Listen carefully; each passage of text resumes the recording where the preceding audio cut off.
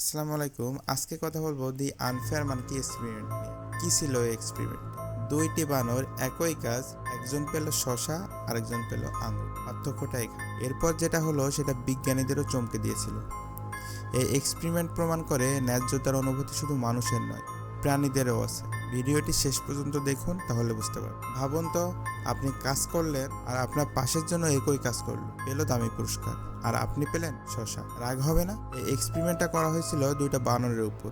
তাদের পাশাপাশি বসানো হয়, দুজনকেই একই কাজ করানো হয়।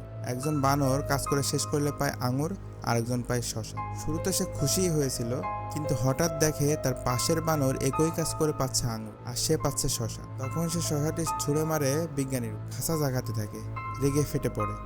এই এক্সপেরিমেন্ট প্রমাণ করে ন্যায্যতার অনুভূতি শুধু মানুষের নয়, বানরের মধ্যেও আছে। Fairness sense. অবিচার দেখলে মস্তিষ্ক তখনই রিয়েক্ট করে। তাই অবিচার দেখলে যদি আপনারও রাগ হয়, জানাবেন।